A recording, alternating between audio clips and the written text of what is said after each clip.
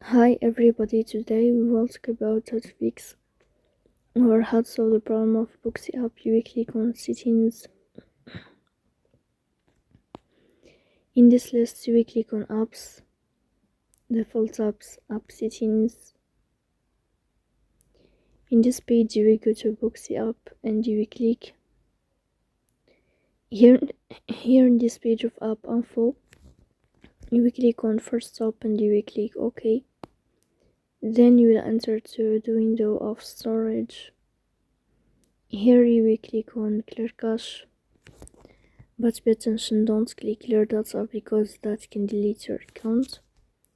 In the end, you can turn off your phone and you can wait a moment to restart your phone again.